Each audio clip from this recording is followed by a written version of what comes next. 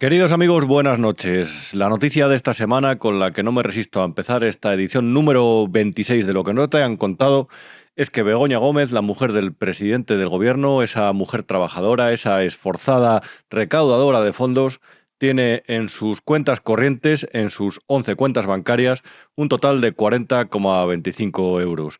Pensábamos que era una profesional más exitosa, pensábamos que la herencia de los negocios familiares le había dejado más dinero, pero parece ser que nos equivocábamos. 40,25 euros. Todo esto nos hace ver realmente que el expertise del que alardeaba durante los vídeos en los que vendía su currículum allá por 2018, pues a lo mejor no era tanto o tan importante. Yo tengo un expertise de más de 20 años dentro de lo que es el tercer sector, que engloba diferentes organizaciones, tanto de cooperación a desarrollo, como es de investigación, como es cultural, social, y este último año yo destacaría un proyecto que es el proyecto de la repoblación. Es decir, estamos durante todo el 2018 promoviendo con diferentes actos y eventos las posibilidades que hay más allá de las grandes ciudades. 40,25 euros no lo tiene ni quien peor se administra en el reino. 40,25 euros no es ni siquiera la cantidad, como vemos en esta imagen, que tenía don Victorino Alonso, ilustre empresario minero, cuando la Guardia Civil investigó sus cuentas. El tipo, que desde luego no se fía a nadie allí por la provincia de León, tenía activos valorados en su día en 20.000 millones de pesetas, como puedes ver subrayado en amarillo. Y cuando la Guardia Civil le investigó sus cuentas, solamente encontró 40 acciones prácticamente sin valor, un ciclomotor, y cuando le preguntaron dijo que prácticamente, esto era en 1989, prácticamente dijo que vivía de las propinas de su padre. Pues bien, su patrimonio, incluso así, era mayor que el de Begoña Gómez, por lo menos su efectivo, lo que tenía en las cuentas corrientes. Desde luego se puede pensar que es una fracasada de los negocios, que es una persona que gasta sin control, que es una derrochadora, o se puede también pensar que se están riendo de nosotros, cosa que más o menos podemos sospechar al hilo de lo que ha sucedido en España durante los últimos meses. Primero, porque cuando Pedro Sánchez, si lo recuerdas, presentó aquella carta a la ciudadanía ya por mayo, ocultó que su mujer estaba ya en calidad de investigada.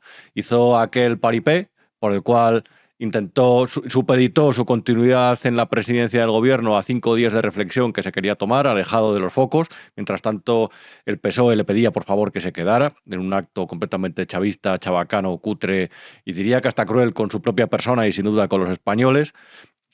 5 días después dijo que se quedaba y estos días ha afirmado que a lo mejor hasta mucho más allá de 2027, si es que así gana las elecciones. En ese momento nos ocultó que Begoña Gómez estaba en calidad de investigada por el juez Peinado por sus actividades profesionales, porque seguramente, o a lo mejor, o quizás, según se juzgue, haya caído en tráfico de influencias o conflicto de interés. Todo esto bajo la etiqueta, por supuesto, de presunto hasta que se juzgue. Desde entonces, esta gente se ha reído de nosotros porque Pedro Sánchez dijo que estaba dispuesto a colaborar con la justicia, al igual que su mujer, y recordemos que la primera vez que le citó el juez, entre un dispositivo gigantesco en Plaza de Castilla, en el que hasta los periodistas se les obligaba a estar recluidos sobre una raqueta de la plaza y en el que había que cruzar, y lo digo porque estuve, por el metro para no pasar por arriba, dado el despliegue policial que había para proteger a la mujer del presidente del gobierno, es decir, a alguien que no ostenta ningún cargo, pues bien, ese día su defensa dijo que no tenía toda la información de la causa y que le citaran otro. Le citaron otro y ella dijo que se acogía a su derecho a no declarar. Mientras tanto, se montó la mundial porque el juez Peinado visitó el Palacio de la Moncloa. Pedro Sánchez intentó declarar por escrito. Intentó hacerlo, realmente puso a todos sus medios de comunicación a trabajar diciendo que como presidente del gobierno estaba facultado a ello. Después de todo este paripé, después de todo este show, después de toda esta broma pesada para los ciudadanos y desde luego para la justicia, al final el juez Peinado fue a Moncloa, si no recuerdo mal fue el día 30 de julio, y en una conversación bastante corta, que vas a escuchar ahora mismo, dijo: me acojo a mi derecho a no declarar. Lo primero que te voy a preguntarle es si usted va a acogerse a la dispensa de declarar o, por el contrario, quiere prestar declaración. Señoría, Me acojo a la dispensa del artículo 416. No desea prestar declaración respecto de ninguna de las preguntas que se le pudieran haber formulado. Deseo acogerme al derecho que viene reconocido en la ley. Pues muchísimas gracias. Se da por concluida la diligencia. Este vídeo es de La Sexta, está acreditado, pero lo queremos también acreditar, sea como sea. Un tiempo después, el juez Peinado, hace unas semanas, volvió a citar a Begoña Gómez en el juzgado para requerirle más información y dijo que no podía porque tenía un viaje comprometido a Brasil, al cual iba a ir de acompañante, de consorte, aunque no lo sea, de su marido Pedro Sánchez. Porque aquí, digamos que el matrimonio presidencial funciona como si fueran el rey y la reina. Es decir, es como una república declarada extraoficialmente en la que Begoña Gómez parece que tiene el cargo de primera dama, de consorte o de persona importante sin realmente serlo, sin tenerlo que ser. Es una especie de Elena Ceausescu, es una especie de Imelda Marcos, o vaya usted a saber lo que representa actualmente Begoña Gómez. El caso es que el pasado fin de semana, como seguramente habrás visto, fue el Congreso del Partido Socialista y a esta persona por la cual los socialistas en los mítines de la pasada campaña electoral se imprimieron hasta pulseras con su nombre. Yo estoy con Begoña, Free Begoña, dentro de esa especie de lobotomización colectiva del Partido Socialista Obrero Español y secuestro voluntario o secuestro por el que están encantados de aproximadamente el 30% de la población que los apoya. Pues bien, se hicieron pulseras diciendo Free Begoña para un mitin. Eso es realmente el nivel del votante socialista medio en la España contemporánea, en la España actual, y esa es una realidad que nos lleva hacia un horizonte peronista del que a saber cómo salimos parados. Sea como sea, este pasado sábado, junto al padre Ángel, que ya sabemos aquí que es especialista en el canapé, especialista en las relaciones con el poder y especialista en alejarse de Dios muchas veces para acercarse a los poderosos, en ese encuentro, este fin de semana pasado fue el Congreso del PSOE y a Begoña Gómez le recibieron, como ves en este vídeo, en olor de multitudes, como si fuera algo más de la mujer del presidente del gobierno, como si prácticamente fuera una persona que pertenece al comité ejecutivo del partido. Entiendo que es militante y entiendo que al ser la mujer del presidente tenga un papel a lo mejor a su lado, pero desde luego ese recibimiento lo que hace ver realmente es que hay una especie de sumisión por parte del PSOE, ya no solamente hacia Pedro Sánchez, sino hacia su mujer, hacia el matrimonio presidencial. Presidente y presidenta. Desde luego, muchas cosas que suceden en este país suenan a broma pesada, y una de ellas es el proceso judicial que rodea a Begoña Gómez y cómo ha reaccionado una parte de los ciudadanos, cautiva socialista, cautiva, reitero, encantada socialista, alrededor de ese caso. Aquí, desde luego, no somos presos de ninguna voluntad que no sea la nuestra y no ocultamos ninguna información porque estamos para informarte. Por lo tanto, esta edición número 26 del programa Lo que no te han contado, la vamos a dedicar a contar la última hora de los casos de corrupción que afectan al gobierno, en el que hay varias personas pringadas, varias personas amenazadas y varios presuntos sobre los que vamos a analizar todas las sospechas que los pesan. Como siempre te digo, soy Rubén Arranz, escribo cada día en El Independiente y aquí en Big One Media todos los viernes puedes ver este programa que se llama Lo que no te han contado. Vamos allá. Una de las noticias con la que desayunábamos este jueves, si no me equivoco, uno de los días de esta semana, llamaba mucho la atención. Aldama en alerta por la visita de Santos Cerdán a su edificio. 2 camisas en Van Club les unieron, entre comillas, este miércoles. Al parecer, por una cuestión que a lo mejor nos recuerda alguna serie de televisión o alguna película de cine negro, la sastrería de Santos Cerdán se encuentra en el mismo edificio en el que residía o en el que estaba Víctor de Aldama. Y el diario El Mundo, como puedes ver aquí, incluso ha llegado a publicar que Santos Cerdán habló con algunos de los trabajadores del edificio.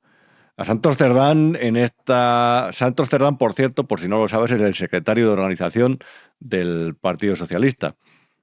Una persona a la que no le quedan muy bien las corbatas y los trajes, pero no por una cuestión de que no sean de su talla, sino porque, bueno, hay personas que a lo mejor no tienen, iba a decir, no tienen la entidad para llevarlas o aparentan una cosa diferente a la que son con traje. Pero bueno, no quiero ser especialmente crítico porque los hechos al final retratan a todas estas personas. Cuando Víctor de Aldama fue hace 3 semanas a la Audiencia Nacional a declarar voluntariamente sobre las actividades relacionadas por la trama Coldo, afirmó, y lo afirmó él, que entregó 15.000 euros en un sobre que iba dirigido a Santos Cerdán. Lo tienes en este vídeo. Es decir, y Santos Cerdán. Y a Santos Cerdán, en la misma práctica que al señor Carlos Moreno, se le dan 15.000 euros. ¿pero por qué? Es decir, ¿qué ocurre? Porque Bueno, pues porque parece, ¿no? Estábamos viendo una licitación con una constructora, que prefiero no decir el nombre. Coldo me dice que no nos metamos en el terreno de que hay cupos, me explica que hay cupos y que el cupo vasco es de Santos Cerdán. El cupo vasco es de Santos Cerdán. Constructoras, sobres, presuntas entregas. ¿Qué estaban tramando los socialistas? ¿Por qué en este país hay tan pocos espacios libres de corrupción? ¿Por qué quien llega al poder se corrompe presuntamente, siempre digo, de esa forma? ¿Por qué los partidos han generado ese tipo de sistema de premios y de castigos, de complicidades, de chanchullos? Y todo a espaldas de los ciudadanos, o por lo menos a media luz. Y a media luz ya es algo grave, porque realmente algo se ve o algo se intuye, y aquí no pasa nada. Aquí nadie dice nada. Aquí todavía ese 28% de la gente sigue apoyando al PSOE en las encuestas. Todo pese a que el presunto cabecilla de la trama afirma en sede judicial que entregó sobres por aquí y por allá. Y los atribuye a comisiones, a pagos. Aquí puedes ver que también implica a Coldo y a Ábalos. Te ha dicho en otras cosas, el dinero... Aproximadamente, no, 250.000 euros al señor Ábalos y 100.000 euros al señor Coldo.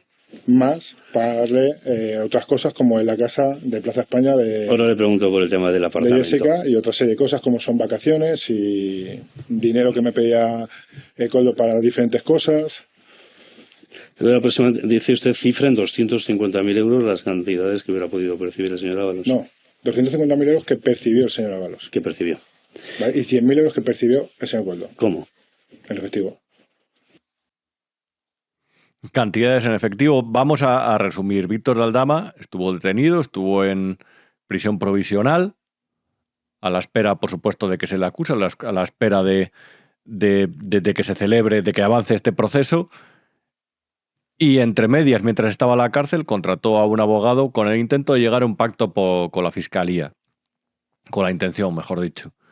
A partir de ahí pidió declarar voluntariamente en la Audiencia Nacional y afirmó que él había participado, se autoincriminó, había participado en determinadas actividades que involucraban a personas del gobierno.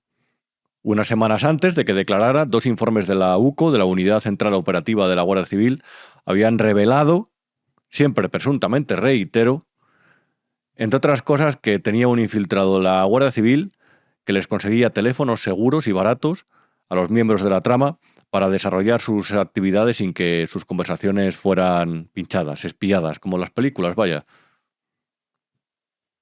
Y ahí decía que a José Luis Ábalos se referían como el jefe y a Pedro Sánchez como el uno. Te hemos contado varios detalles al respecto, pero bueno, no está de más refrescar la memoria porque creo que hay mucha información y no quiero que te pierdas en ningún punto. Dentro de esos informes, entre otras cosas, se dice que el Delcy Gate sucedió, que Delcy Rodríguez llegó al aeropuerto de Barajas y que el gobierno le había preparado un plan que incluía una cena sorpresa. ¿Con quién? Con Pedro Sánchez.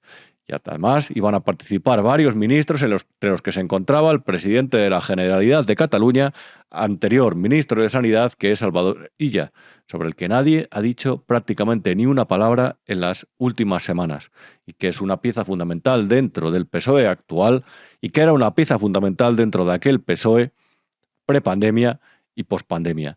Aquí Víctor de Aldama habla de reparto de comisiones, de presuntos cohechos, presuntos sobres que se repartían por los servicios prestados a una trama o por los favores políticos realizados. Siempre todo, reitero, con la etiqueta de presuntamente, y perdonad que insista, pero hasta que no haya nadie acusado y juzgado, sobre todo, la presunción de inocencia tiene que prevalecer.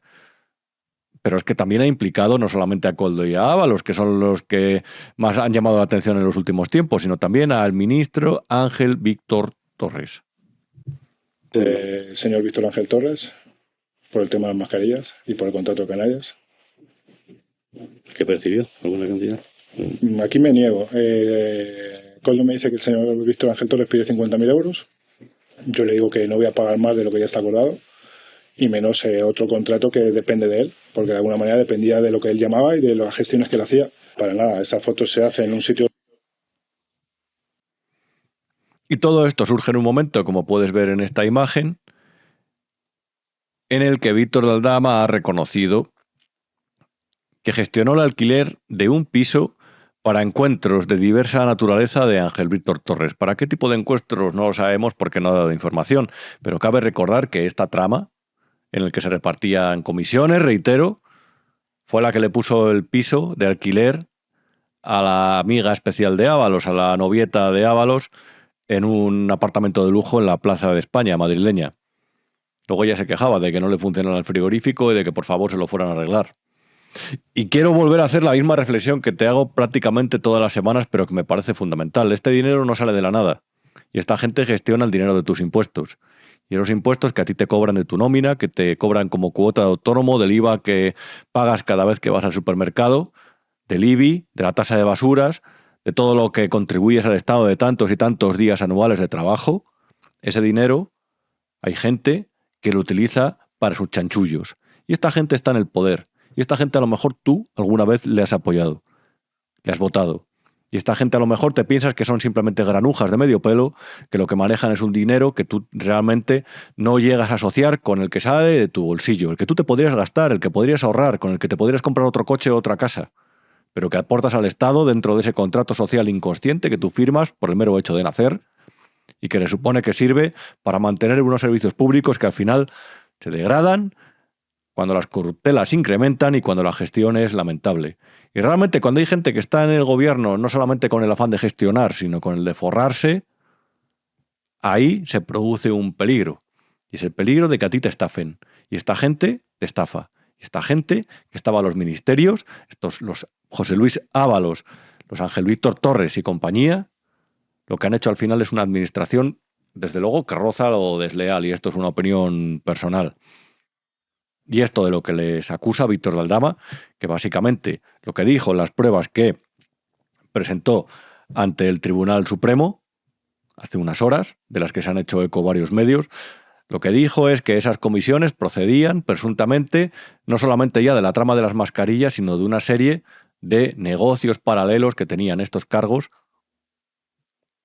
y también dentro del propio Partido Socialista. De ahí a lo mejor las cuotas de las que hablaba José Luis Ábalos. Pero bueno, aquí, como vemos en esta imagen, es que esto también es muy relevante y enlaza con lo que te comentaba al respecto de la agencia tributaria. Una de las cosas que dijo Víctor de Aldama, una de las informaciones que desveló en la Audiencia Nacional hace unas semanas, es que le había entregado presuntamente un sobre al director de gabinete de María Jesús Montero, que es la persona que gestiona las cuentas del Estado, la ministra de Hacienda, la que tiene la llave de la caja, mejor dicho. Y ese dinero, presuntamente, se habría justificado esa entrega en que este señor tenía una empresa que se llama Pilot Real Estate, que tenía problemas con Hacienda. Y lo que pretendía era un aplazamiento de los pagos o algún tipo de favor fiscal. Lo que a ti no te conceden, lo que a ti realmente ni siquiera te puedes atrever a pedir, porque a lo mejor si se lo planteas a un inspector demuestra mucha más hostilidad. Esta gente, la que estaba involucrada en estos casos, en estos chanchullos, lo buscaba a través, presuntamente, de la entrega de sobres. Así funciona este país y así funciona la España contemporánea. A Víctor de Aldama le dijeron que era el pequeño Nicolás, prácticamente. Lo dijo Félix Bolaños, que era un tipo que no tenía pruebas de lo que decía, que era prácticamente un farolero, un vendemotos, un vendehumo. Pues bien, el Confidencial desvelaba hace unas horas algunas de las pruebas que habría ofrecido para desvelar precisamente lo que te comentaba. Y leo esta parte de la información porque resulta muy interesante. Víctor de Aldama ha ampliado su confesión a partir de un escrito que tenía, si no me equivoco, 37 páginas que envió al Tribunal Supremo, en el que señalaba, esto es especialmente indignante, 128 contratos públicos adjudicados a determinadas constructoras por un montante de 54 millones de euros, a partir de los cuales se repartían las comisiones. Esas constructoras las cita dentro del escrito. Y a partir de ahí cada cual reclamaba lo suyo, su sobre. ¿Qué hay de lo mío? ¿Qué hay de mi cantidad? ¿Qué hay de lo pactado? Y se valían de su posición en los ministerios. Y se valían de que estaban en el gobierno para presuntamente trincar, para choricear, para robarte. Esto lo que demuestra es que no solamente hubo implicación dentro de la famosa trama de los hidrocarburos, también investigada, también con detenidos, entre ellos por eso detuvieron a Víctor de Aldama, sino que también había en las constructoras y también, por supuesto, en el caso de las mascarillas, aquel que cuando comenzamos a contar, en el año 2020, a analizar los contratos, nos llamaban prácticamente locos. Nos decían a los periodistas que lo hicimos, que éramos 3 o 4, que estábamos remando contracorriente en un momento en el que todos teníamos que caminar juntos para vencer al virus, al coronavirus. Solamente por señalar que había elementos sospechosos en los contratos que se estaban repartiendo a dedo, nos llamaban prácticamente traidores y desleales, pseudoperiodistas. Y al final se ha demostrado que utilizaron la pandemia para lucrarse, para cobrar comisiones. Comisiones que, según Víctor de Aldama, pueden estar escondidas en aquí o allá, en República Dominicana incluso. Ha dicho cosas en las últimas horas en ese escrito, como puedes ver en la siguiente imagen, que son completamente escandalosas. Aldama reveló al Supremo, reitero, al Tribunal Supremo, al Alto Tribunal, que José Luis Ábalos cobró comisiones presuntamente por grandes obras en 10 autovías, como ministro de Transportes, el famoso ministro de Fomento, el concejal de Urbanismo, pero en Madrid, en el gobierno de España. José Luis Ábalos, el que era secretario de organización del partido, uno de los 4 que se montó en aquel peyot con Pedro Sánchez para tomar el control del partido después de haber sido expulsado por la militancia del PSOE en el año 2017. José Luis Ábalos, al que, según Víctor de Aldama también, Pedro Sánchez llamaba para consultar absolutamente todo o una buena parte de las cosas que hacía en su día a día en los primeros meses en el gobierno. José Luis Ábalos no era un ministro de Ciencia, de Universidades, que nada tenía que ver con la gestión de lo que se movía en Moncloa. José Luis Ábalos era alguien importante. Pedro, ¿hasta qué punto estabas al corriente de todo esto? ¿Solamente diste las gracias a Víctor de Aldama, como él dijo también en la Audiencia Nacional, por aquello del desarrollo en el Tren Maya, cuando le viste en aquel acto de partido con Pepo Hernández? ¿O había más? ¿Por qué está tan nervioso Pedro Sánchez en los últimos meses? ¿Es solamente por el caso de su mujer? ¿O es por lo que pueda haber en el móvil de Koldo? ¿O es por lo que pueda revelar la Guardia Civil en sus investigaciones? ¿Y por qué este ataque a los jueces y a los periodistas? ¿Qué quiere Pedro Sánchez que no se sepa? ¿Qué implicación tiene esta trama? ¿Por qué se canceló la visita de Delcy Rodríguez a Madrid? ¿Por qué Víctor de Aldama tenía ese papel dentro de Ferraz? ¿Por qué estaba en una de las noches electorales, como reveló La Sexta en un vídeo hace un par de semanas? ¿Por qué organizó y prácticamente hizo de financiero de la visita de Delcy Rodríguez a Madrid? Porque estaba en el parking el día que ella aterrizó aquí, Víctor de Aldama. ¿Qué se trae el gobierno en República Dominicana? ¿Por qué dice de Aldama que vio allí el Falcon? ¿Qué se trae el gobierno con Venezuela? ¿Por qué quiso recuperar la relación que se había resentido después de que apoyara a Juan Guaidó en el año 2017, 18 y 19? ¿Qué contraprestación había? Hay muchas piezas, reitero, sobre la mesa y hay muchas preguntas que desde luego le deberían resultar incómodas a Moncloa. Nos han llamado mentirosos, pseudoperiodistas, negacionistas, buleros. Nos han dicho que vertemos fango sobre la sociedad española. Pero yo creo que estas preguntas, desde luego, con los papeles que hay sobre la mesa y con la declaración de Aldama todavía a la memoria, desde luego creo que están bastante acreditadas. Y a lo mejor los verdaderos periodistas son los que las plantean y no los que realmente se dedican a hacer seguidismo al gobierno. Los que son unos vendidos. Esos son. En esta imagen puedes ver cómo, después de la declaración de Víctor Aldama, lo que te decía, le llamaron mentiroso y le dijeron que presentara pruebas. Él ha dicho en las últimas horas que uno de los móviles que le intervinieron está encriptado y que se lo le dejen tener acceso a él porque ahí tiene una parte de las pruebas. Pero que tiene pruebas, salvo de lo de los 15.000 euros de Santos Cerdán, de todo. Vamos a ver lo que puede demostrar Víctor de Aldama, pero desde luego no es un pequeño Nicolás, ni es el farolero que han intentado vender desde Ferraz y desde el Partido Socialista, con mensajes que por supuesto han comprado sus propios medios de comunicación. El diario El Mundo, por cierto, el que tuvimos aquí a Esteban Urrestieta, el jefe de investigación, hace 2 semanas, publicaba hoy, fue el jueves, publicaba una cosa muy interesante, un documento que puedes ver en la siguiente imagen, que es el contrato que firmaron una de las empresas de las que formaba parte Víctor de Aldama con José Luis Ábalos para la cesión de una casa en Paseo de la Castellana valorada en 1,9 millones de euros. Aquí puedes ver el edificio en una imagen que he sacado esta misma tarde de Google Maps, en la zona de Cuzco. Lo que los vecinos que hablaban con ellos, los periodistas estos días, se puede denominar como una de las zonas pijas de Madrid. Cerca realmente del Ministerio de Transporte. A esto se dedicaban, presuntamente, a ganar dinero, pisos. El chalet aquel en la costa gaditana. Esta gente, cuando llegó al poder, sabía lo que hacía. O por lo menos sabía lo que quería. Lo que desde luego cuesta pensar es que Pedro Sánchez no estuviera al tanto de todo esto. Evidentemente no se puede acusar a nadie sin pruebas, pero desde luego indicios o sospechas las hay. Y por qué no, por lo menos ponerlas sobre la mesa. ¿Por qué le llamaban el 1 a Pedro Sánchez?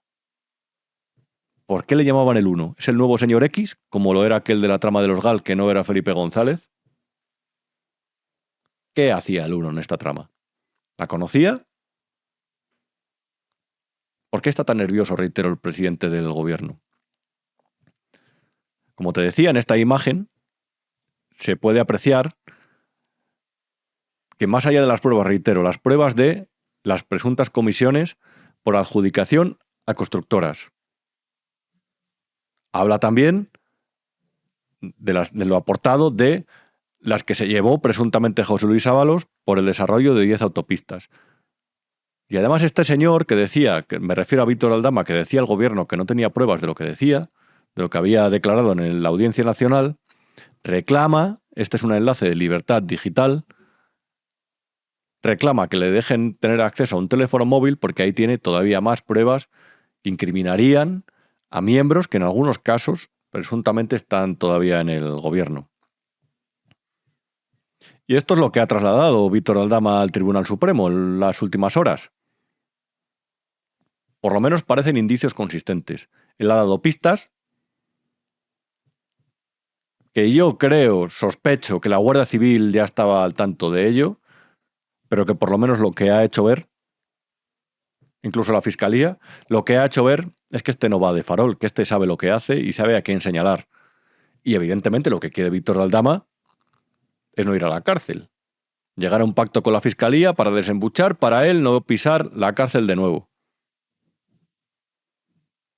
Begoña Gómez se reunió con Víctor Aldama hasta en 7 ocasiones, las hemos expuesto aquí. Entre otras, en aquella famosa cumbre de la Organización Mundial de Turismo en San Petersburgo en el año 2019. Ahí estaba Begoña Gómez dentro de Guacalúa. Aquella entidad con la que firmó aquel convenio con Air Europa. Globalia, por cierto, rescatada con cientos de millones de euros durante la pandemia. A esa reunión también fue Hidalgo, el Cigalita, como le llaman. Es que realmente es un círculo bastante pequeño. El gobierno, a través de la figura de Pedro Sánchez, anunció en Fitur ese año, unos meses atrás, la reforma del Palacio de Congresos de Madrid por una millonada para dar cabida a la nueva sede de la Organización Mundial de Turismo. Reitero, hay varias piezas que están sobre la mesa. Yo he publicado cosas en Independiente, pero por lo menos quiero que aquí también las veas, las sitúes, las ubiques y tú saques tus propias conclusiones. Begoña Gómez, la de las 40,25 euros en la cuenta corriente. Menos mal que no fue al programa de David Broncano a que le preguntara, porque hubiera hecho el ridículo. Estoy seguro que David Broncano no lo hubiera repreguntado. Ya se sabe, 28 millones de euros su programa en 2 temporadas. Ahora le salen bolos en la Diputación de Jaén a 20 y pico mil euros. Ahora le da las campanadas, que estoy seguro que tampoco las va a hacer gratis. Y ahora se ha convertido en uno de los musos de la izquierda de la Gauche Divine de España. Estoy seguro que si fuera su programa Begoña Gómez no le preguntaría por el dinero que tiene en la cuenta corriente, por lo menos no repreguntaría y le diría, me estás vacilando. Cuando le dijera 40,25. Me estás vacilando, podría decir el juez Peinado, al que están toreando. Ya no solamente le ha lanzado sus sabuesos a los elplural.com y compañía, a los Angélica Rubio y demás pseudoperiodistas, progubernamentales, vendidos. Ya no solamente hacen eso, sino que le torean y le vacilan. Esa es la colaboración con la justicia que hace una persona que por el cargo que ostenta, que es el presidente del gobierno, debería mostrar más respeto a los contrapoderes del Estado. Al legislativo, al que también vacila, y al judicial. Y por supuesto debería tener respeto a los periodistas, a los que está animando a la autocensura, a los que básicamente les traslada el mensaje de vosotros los que habláis mal de mí sois el fango y a lo mejor no volvéis a ingresar un euro, mientras riego a vuestra competencia para que os aplaste. Y a lo mejor si tienes una información mía entre manos, que es un poco sensible, la próxima vez te lo piensas, porque voy a lanzar a los míos para que te ataquen. Estos son los valores democráticos del presidente del gobierno de España. Publicaba El Confidencial con respecto a otra de las cosas que desde luego parecen escandalosas. Aquí hemos hecho un monográfico sobre el software de Begoña Gómez. Y El Confidencial publicaba estos días atrás una información que decía, como podemos ver en la siguiente imagen, Indra, controlada por la SEPI, reitero, una empresa público-privada, admite que gastó 155.000 euros en el software de Begoña Gómez, en la famosa plataforma que servía para sus actividades Cumbayá, para pasar el cepillo entre las determinadas empresas o para que lo pasaran mejor, dentro de aquello que son los objetivos de desarrollo sostenibles, con los cuales hay gente que se está forrando, se está haciendo de oro. Y ahí quería hacer Begoña Gómez, dentro de la cátedra que tenía la Universidad Complutense de Madrid, una especie de plataforma que mediara entre las empresas que requerían dinero, que tenían proyectos y las que querían financiarlos. Hay una cosa que desde luego de las que ha sucedido en los últimos días, que me parece muy curiosa.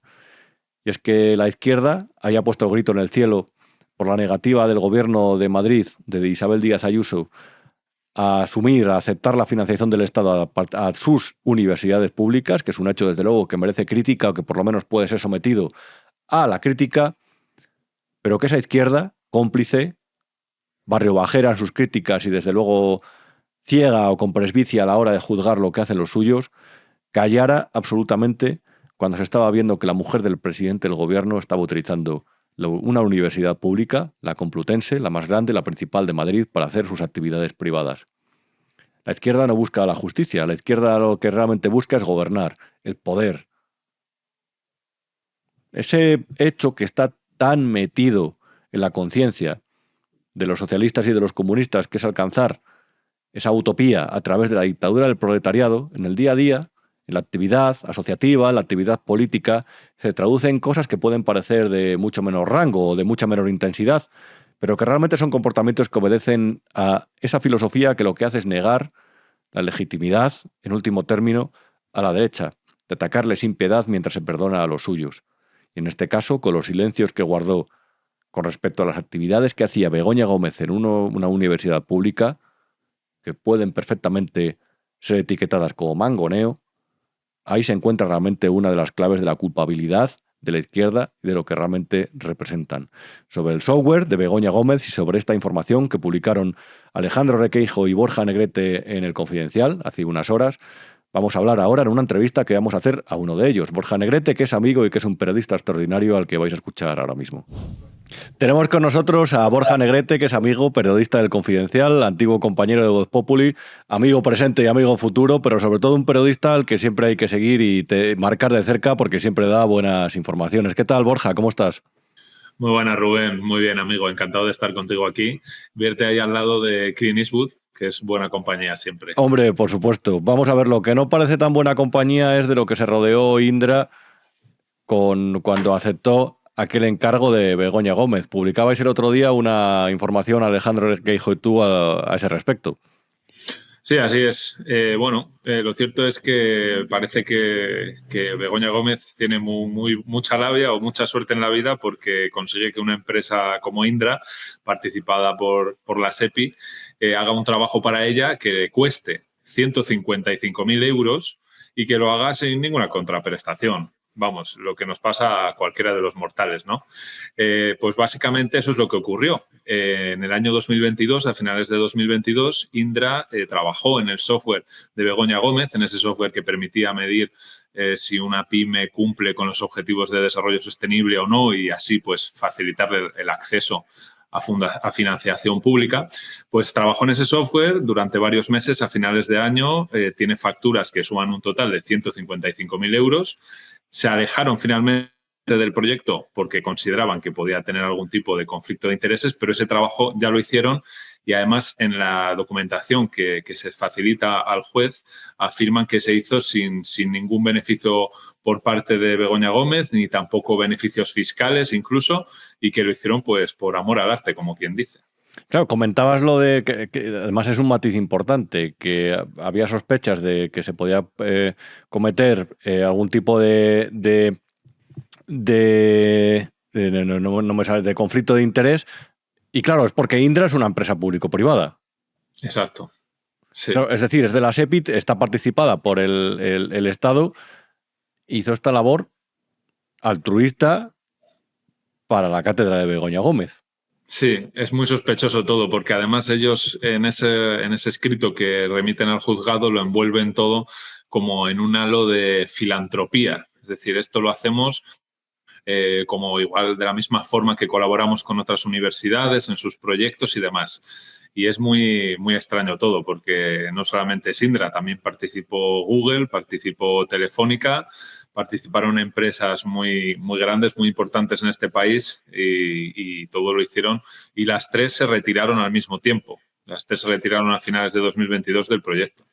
¿Y qué fue exactamente lo que hizo Indra, para lo que requirió Begoña Gómez a Indra para esta página? Aquí hicimos un especial sobre lo que había dentro de ese software, esa página, y vimos algo un poco chapucero, con todos mis respetos. Pero ¿qué hizo Indra en concreto en este proyecto? Sí, pues eso sigue siendo un gran misterio, la verdad, porque lo que sí que sabemos es que Indra utilizó una de sus filiales, Flat 101, que es una empresa que Indra compró en 2021, es una empresa tecnológica, y bueno, le contrató para desarrollar, se supone, este software, pero lo cierto es que en la documentación que se ha remitido al juzgado no figura absolutamente ningún dato técnico sobre el software ni el contenido del mismo. Es más, este es el misterio del software. Es un gran misterio que sería digno de Sherlock Holmes o de algún otro detective como Germán Areta, porque es que incluso Deloitte, que fue la consultora que después fue contratada, esta sí, por la vía de la Universidad Complutense y se le pagó un contrato de 60.000 euros y otro aparte de 15.000, o sea, en total fueron como 70.000 euros. Esta empresa, Deloitte, también en su escrito al juzgado dice que nunca llegaron a ver el software. Dicen que todo fue que su trabajo se limitó a unas reuniones con Begoña Gómez y es muy llamativo todo, porque ellos, claro, se supone que trabajaron para seguir desarrollando, terminar de finalizar ese software que habían empezado ya estas otras compañías, pero nunca llegaron a tener el software, ni a trabajar con él, ni a funcionar con él. Entonces, es un gran misterio qué es lo que hizo finalmente Indra y qué ha sido de este software.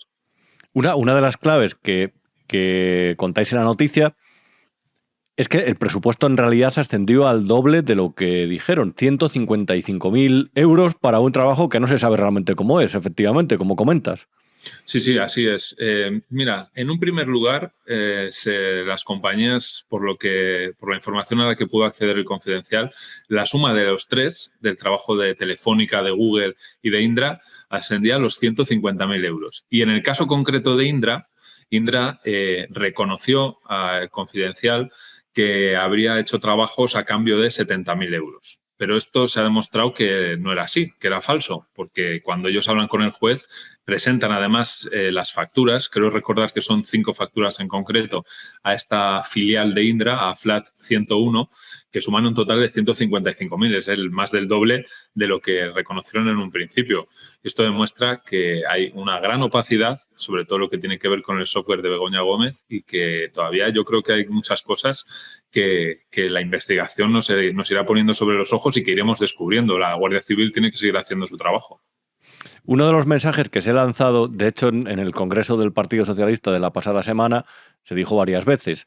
Uno de los mensajes, como decía, que se ha lanzado desde ahí es que no hay nada, que pronto se hará justicia y que la causa de Begoña Gómez quedará en agua de borrajas.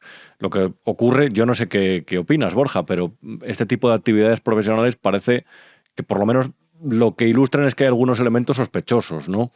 Sí, desde luego. O sea, por lo menos hay un delito que es el que se está investigando a Begoña Gómez, que es el de la apropiación indebida, presunta apropiación indebida, que eso parece bastante evidente. Es decir, tú has utilizado dinero público a través de la Universidad Complutense, has gastado dinero para un software que debía estar registrado a nombre de la Universidad Complutense y lo has registrado a tu nombre. Lo has registrado a tu nombre y además has creado una sociedad y demás. Entonces, eso es presunto todavía, pero vamos, parece bastante probable que pueda ser así.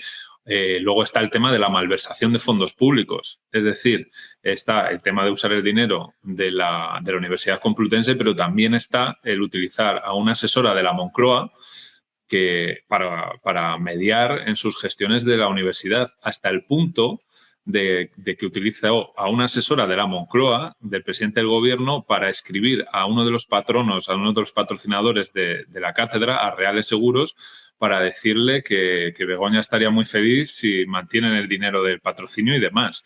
O sea, que yo creo que por mucho que digan que esto va a quedar en agua de borrajas, hay indicios bastante claros de que estos presuntos delitos, vamos. Claro. Bueno, una de las cuestiones que resulta más interesante de las comparecencias que se han producido en la Asamblea de Madrid durante las últimas semanas es que prácticamente las trabajadoras de la Complutense que han pasado por ahí dicen que esos contratos, los que firmó Begoña Gómez, que han quedado anulados porque ella tampoco tenía potestad para firmar contratos. Yo lo digo porque a lo mejor esto ilustra muy bien sobre cómo esta persona a lo mejor se sabía por encima del bien y del mal, o por lo menos se pensaba que tenía unas atribuciones que realmente no tiene. Yo no sé si tú tienes esa impresión cada vez que aparece en público, casi como la presidenta o como la consorte, que a lo mejor quizás no hayan parado de extralimitarse en sus funciones. Sí, desde luego. Vamos, todo apunta a eso, de hecho. Es que, para empezar, estamos hablando de una persona que no tiene una titulación universitaria oficial. Yo he estado revisando dentro de los directores de cátedra de la Complutense, he visto el currículum de todos, de absolutamente todos. La única persona que es directora, o era, mejor dicho, directora de una cátedra sin tener una formación universitaria o una carrera universitaria oficial es Begoña Gómez. Pero es que no solo eso, es que el nivel académico de los directores de cátedra no catedráticos, directores de cátedra al mismo nivel que Begoña Gómez es altísimo. O sea, me salía que más de un 90% eran doctores y tenían trabajos, tesis doctorales y demás. Entonces, claro, aquí pues yo creo que desde ese primer momento ya hay una persona que se estaba extralimitando en sus funciones ya desde un inicio, vamos. Y luego con todo lo que hemos visto a posteriori, pues sí, evidentemente, el utilizar esta asesora de Moncloa para ese tipo de gestiones o que Pachi López la llame la presidenta del gobierno, pues hombre, yo creo que todo queda dicho, pero ahora Pedro Sánchez es Dios en el PSOE y vamos, y todo lo que diga o haga va a misa, así que tocaba también hacer la reverencia a la señora presidenta. Oye, Borja, a lo mejor me propongo hacer aquí todas las semanas con los invitados lo que hace Broncano, pero con otra referencia. ¿Tú alguna vez has tenido 40,25 euros en tu cuenta corriente? Pues yo creo que me tendría que remontar a la universidad, a la época universitaria, Y bueno, quizá en algún momento puede que haya llegado a tener eso, pero bueno, eran otros tiempos complicados.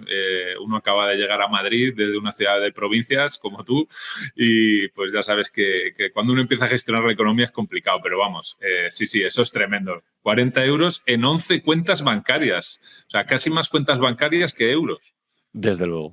En fin, Borja Negrete, periodista del Confidencial, recomendamos una vez más a los espectadores de Lo que no te han contado que te lean cada día, porque lo que publicas siempre es importante para entender lo que sucede en España y por lo menos para hacer ver que hay periodistas que investigan, hay periodistas que intentan cambiar las cosas con humildad y con honestidad. Un abrazo, Borja, gracias. Gracias a ti, amigo. Un abrazo muy grande. Lo que contaba Borja Negrete y lo que hablábamos en la conversación era con respecto al software o la plataforma o la página web de Begoña Gómez, por cierto, la cual registró dentro de la Oficina Española de Patentes y Marcas, también te lo hemos enseñado en este programa, como si fuera propia. Esa plataforma que se desarrolló con fondos de Telefónica, de Indra y de Google. Y esta plataforma te la hemos enseñado aquí, como puedes ver aquí en este corte, que nos va a poner, por cierto, el gran Iván Valencia, que está una semana más aquí a los mandos, atento a todo, perfecto y preciso en todo lo que precisa este guión que hemos elaborado entre los dos. Aquí en esta plataforma, como te decía, en este vídeo se puede ver la plataforma que desapareció de Internet hace unas semanas, que no tenía que haber desaparecido, pero que casualmente, mientras avanzaba la investigación, la hicieron desaparecer. Y aquí se puede apreciar que para lo que servía era para que las empresas elaboraran proyectos, las pymes, decía, proyectos de objetivos de desarrollo sostenible, los famosos objetivos del milenio, Agenda 2030, toda esa verborrea y toda esa palabrería de la neolengua que maneja esta gente, para a partir de ahí, con esos proyectos, acceder a financiación y acceder a colaboraciones con otras empresas. Es muy curioso porque esto no solamente era para pequeñas empresas, también tenía una pestaña que decía que se abría, que estaba en desarrollo para las grandes empresas, es decir, para el IBEX.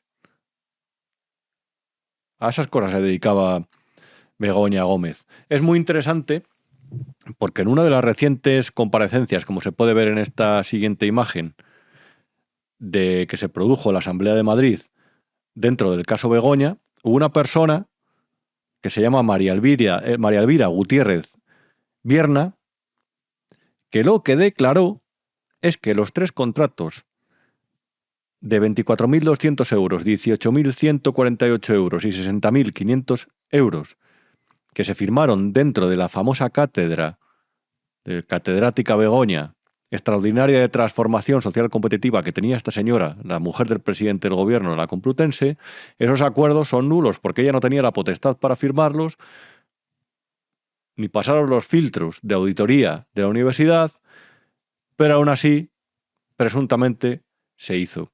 Es lo que hablaba con Borja en la anterior conversación.